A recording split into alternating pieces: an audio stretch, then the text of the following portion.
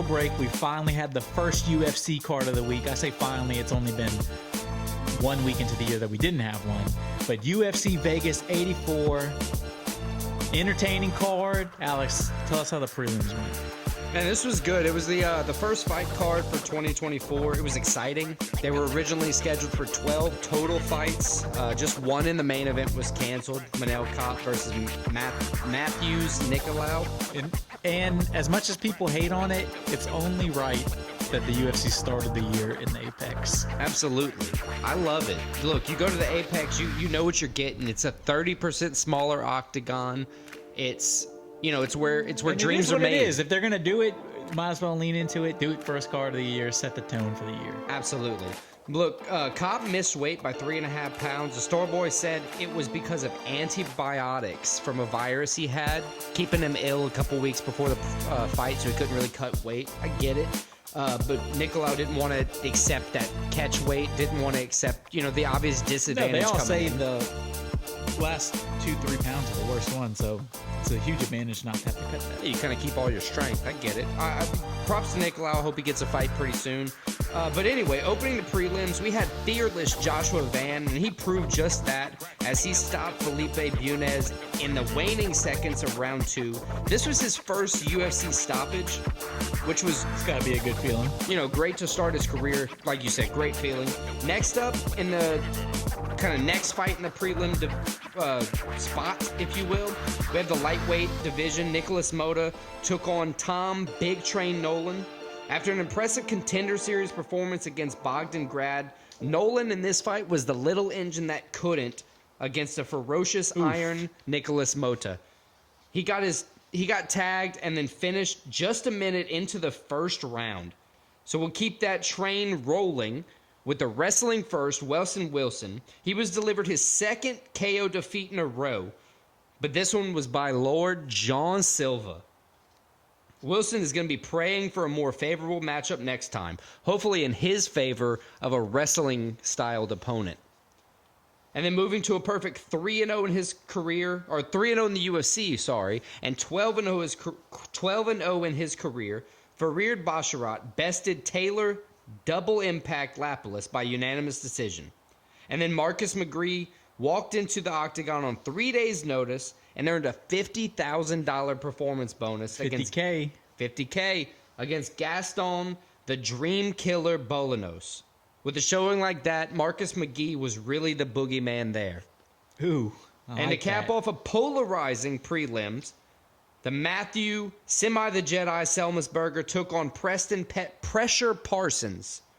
And from the beginning, it was very clear that the force was not with Semeslberger here. PPP. Parsons won by unanimous decision. It was a great victory to open 2024 and an exciting first prelim to kind of kick everything off. It's kind of what I have going for me right now. Just trying to be exciting for 2024. All right. And speaking of exciting, let's jump to the main card and the fight everybody tuned in to watch. This was the one with the most title implications. It was the main event. It was Ankalaev. It was Johnny Walker. And it was Ankalaev with maybe a title fight clinching performance where he just dominated Johnny Walker, knocked him out, second round. Yeah, impressive win for Ankalaev, especially after the contentiousness in the last fight where he need a down Johnny Walker. They kind of got into it after the fight once the fight was called off. He kind of set the tone, set the record straight. He's the better fighter. He proved it tonight. He is a serious title contender at light heavyweight. I wholeheartedly agree, and it seemed as though Johnny Walker was trying to claim somewhat in the fight that Ankalaev was doing the same thing with the low blow. Taking that shot, I don't think it was intentional, but Ankalaev definitely hit him right in the cup. But Johnny Walker kind of used that to his advantage, took a second, got his breath, was still, that punch in the second round that just stopped him, where he it looked like he immediately broke his nose. Broke his nose and broke his will. It was like Johnny Walker did not want anymore. Yeah. This was a rematch to the no contest from, November, I think it was? Yeah, November, October. They had a no contest, illegal knee, like you said. October. Johnny Walker, I thought, honestly, he was going to come in with a kind of better game plan. Yeah, I think we both picked Johnny Walker, and he was the big underdog, and Ankalaev kind of showed why. Yeah, like you said, I think Ankalaev is a dominant showing in this one. He deserves to be at the number 3 spot. So he's either going to get a title fight if he's willing to wait. That was exactly what I was going to Because ask. I saw a good thing where he could definitely beat, just his style, could take advantage of Ferreira, with that dirty wrestling kind of dirty boxing. Right, where you're get going a to hold him of down and then beat the shit out of him at the same time. And I think the UFC really wants, with the way they've been building Ferreira versus Jamal Hill. Right. They're waiting for Jamal Hill to get healthy. So I think they're not going to risk Ferreira. He's a star right now. So I think Ankalaev, if he waits, he gets a title shot next. If not, he's either going to fight like a Yuri, a Jan, or a Rakic. Okay, so I have Yuri and Jan. My argument for Jan is that his fight previous to both fights with Johnny Walker, he drew against Jan Blachowicz. So, He did. A draw, you didn't get a concise victory either way. Maybe you have to run it back to, not to get a title shot, but if you're waiting, maybe you have to run it back. I think Alex Pereira, if they don't make him wait, I think a title shot's in line. The other one, Yuri, of course, I think it would just be an exciting fight. So I wholeheartedly think One of those three. one of those 3 is the next fight we're going to see. All right, so the new co-main. This wasn't originally going to be the co-main, but as you mentioned, Cop missed weight. That fight got canceled. The new co-main was the vet, the all-time wins leader, Jim Miller, beating Gabriel Benitez. Man, Jim Miller proved he still got it. Still got it, and he got his 20th submission victory. He has the 20th submission victory in his whole career. I think that was his 26th, which is a record UFC win. Man, Jim Miller, 40 years old, he still got it, and he's fighting in April at UFC 300. Right. That performance got him a $50,000 bonus on the night, performance bonus for him. So that's always good to see. At 40 years old, super impressive. Kind of like not for me exactly because he's not from anywhere around here, but like the hometown hero from where he comes from, like kind of the miracle proving anybody could do it, anything can happen. Like it's great to see somebody at 40 kind of killing it in the lightweight division. I think everybody can kind of relate to that, even if you're not 40 years old. Just that underdog story. Benitez came in. He was known as like kind of a very good elite leg kicker.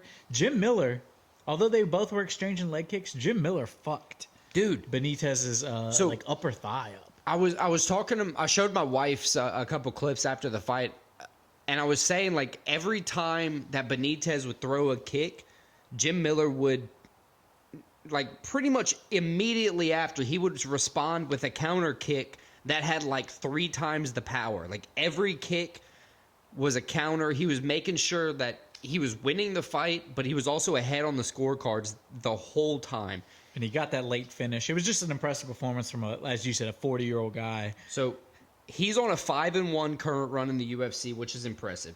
He called out Paul Felder, Matt Brown, Brock Lesnar. Who's next? In my opinion... So for sure he's fighting at UFC 300. They've all confirmed that. It's just which one of these guys is he fighting? I saw something on Instagram that saw Bobby Green. I don't know if that's real. Don't hold me to it, but that would be an interesting fight. I would like to see him versus Paul Felder. If Paul Felder's going to come back, I think that's a perfect fight for both of them. Yeah, because Paul Felder already said that he would come. He's toying with the idea of coming back, but he wouldn't be trying to make a title run. And this would be a perfect. This would be a fight that's like people would pay attention to. It's an important fight that's not a title implicating. Like fight. a second fight on the prelims of UFC 300. If it's going to be that legendary of a card that they're talking of. It's pretty crazy. But yeah, Miller has a bunch of options. It's great to see him do this. I think I don't know if there's anybody that's a true UFC fan that's been a fan for a while that doesn't respect and isn't a fan of Jim Miller. I wholeheartedly agree. Let's move on to one of the decisions of the main card, Ricky Simón versus Mario Bautista. This was 3 rounds. Ricky Simón lost 30-27, 30-27, 29-28. Yeah, see, I had it at 29-28. I think it was a close first round that Ricky won. And then the last 2 rounds, Bautista got stronger. Ricky Simón faded. Yeah. I don't want to say faded, but it was obvious. Batista was definitely busier. Momentum going in different directions. I think Bautista won the last 2 rounds. Ricky Simón, he got a couple nice takedowns and a couple nice slams, but Bautista was able to recover pretty well from that. Yeah, Bautista worked very well through the defense of Simón. Defense, that's really an understatement because, like, in a unanimous decision fight, like you said, it was more of a 28-9, 28 fight in my opinion as well.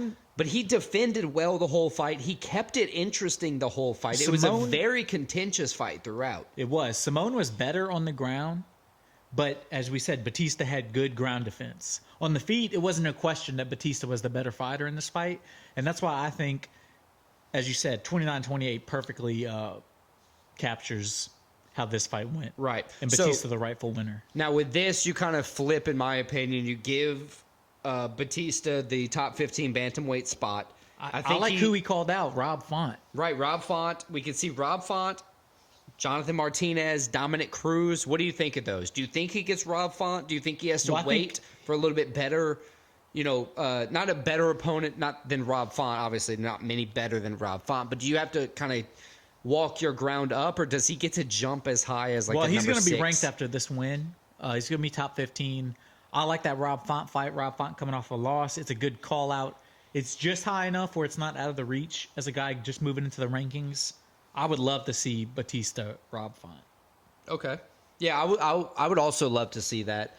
I hope it happens. If not, any option. I think with his most recent performance, I'm excited to see him pretty much any time he fights next. All right, next fight. This one, this was a surprising one. Was it surprising though?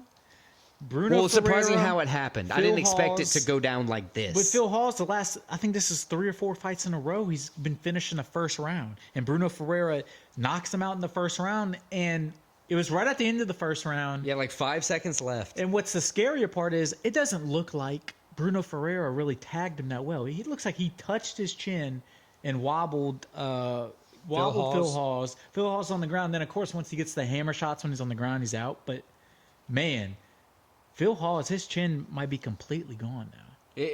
That's what it seemed to me. It seemed as though, like, in the initial, like, kind of slew, if you will, it looked like the knee might have tagged him, but it didn't. It was like a clip from It's like he blew punch on his chin.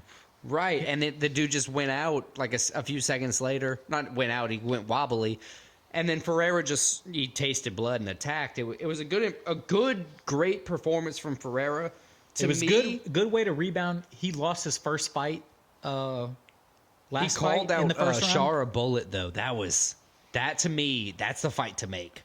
Do you know Shara Bullet, the one I'm talking about? Yes. He's his name's, it might be Magomed. Or, man, it's one of those Muslim He's guys. blind. He looks blind in one eye. The redheaded one. Yeah. Him. That would be a killer fight. I have And him I think on the Brunno list. Ferreira is a dog. Brad Tavares, Jung Young Park, or Roman Kopylov are the only other options I could really see.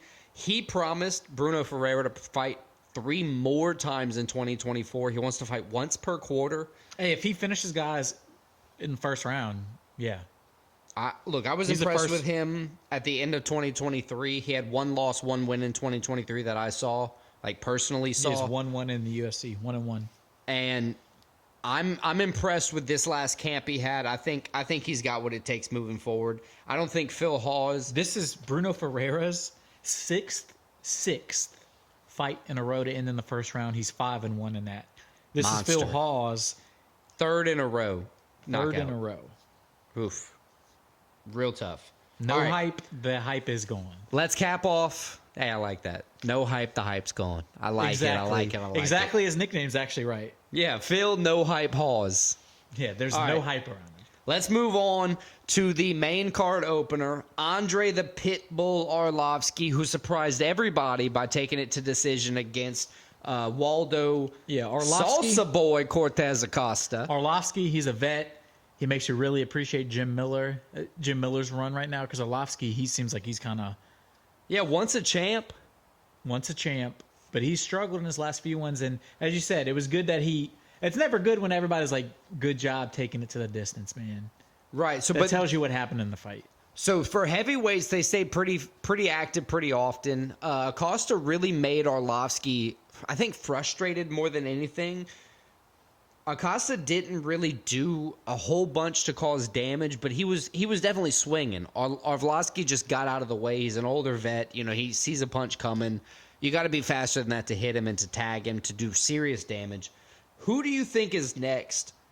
He didn't really have a call out, but Acosta, winning by unanimous decision. He just said he wants to fight kind of for his home team in the Mexico City card coming up. Yeah, I get that, but I feel like it's a missed opportunity. If you're a guy like this, you need to call somebody out. At least try to make some kind of call out that gets people talking. So if I'm calling somebody out in his position, I'm talking somebody like Rodrigo Nascimento, Don'Tale Mayes, or Kamaru Usman's brother, Muhammad Usman. I would take any one of those would be good three fights fights for him. He just needs to, as you said, heavyweights stay active generally. He needs to stay active. Right. He needs to get going. He needs to make a name for himself. As a heavyweight, he needs to start getting some finishes, though. Yeah, you can't, as a heavyweight in this division specifically. Because somebody will be able to knock you out. Everybody at the top will be able to knock you out. Yeah, exactly. Or submit you. Exactly. I wholeheartedly agree. So he has some work to do, but I think he's probably a fight or two away from maybe a ranked opponent.